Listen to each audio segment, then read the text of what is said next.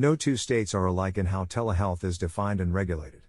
While there are some similarities in language, perhaps indicating states may have utilized existing verbiage from other states, noticeable differences exist. These differences are to be expected, given that each state defines its Medicaid policy parameters, but it also creates a confusing environment for telehealth participants to navigate, particularly when a health system or practitioner provides healthcare services in multiple states. In most cases, states have moved away from duplicating Medicare's restrictive telehealth policy, with some reimbursing a wide range of practitioners and services, with little to no restrictions.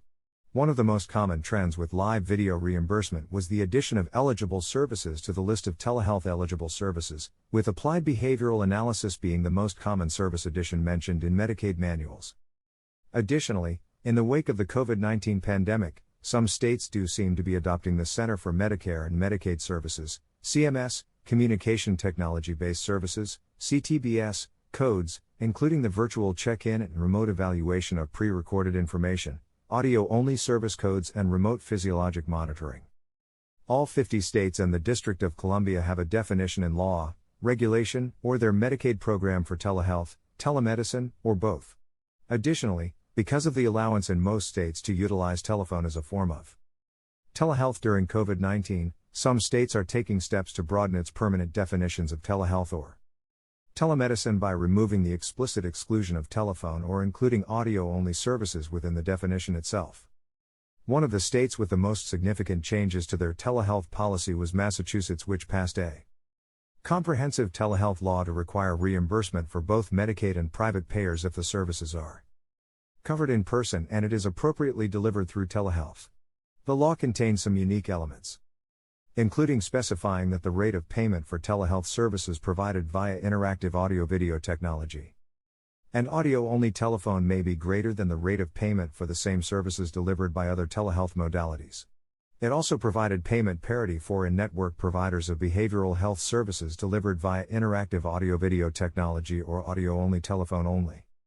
Additional findings include 50 states and Washington, D.C. provide reimbursement for some form of live video in Medicaid fee-for-service. 22 state Medicaid programs reimburse for store and forward. However, 3 states, NC, OVT, solely reimburse store and forward as a part of CTBS, which is limited to specific codes and reimbursement amounts.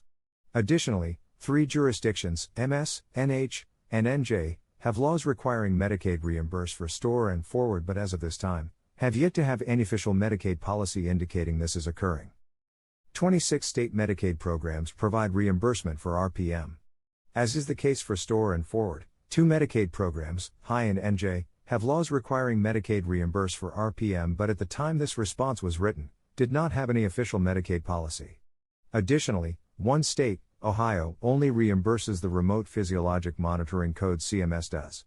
14 state Medicaid programs, Alaska, Arizona, Colorado, Maryland, Maine, Minnesota, Missouri, North Carolina, New York, Ohio, Oregon, Texas, Vermont and Virginia, reimburse for all 3, although certain limitations apply. 43 states and the District of Columbia have laws that govern private payer reimbursement of telehealth. Some laws require reimbursement be equal to in-person coverage, however most only require parity in covered services, not reimbursement amount. Not all laws mandate reimbursement coverage parity, and very few have explicit payment parity.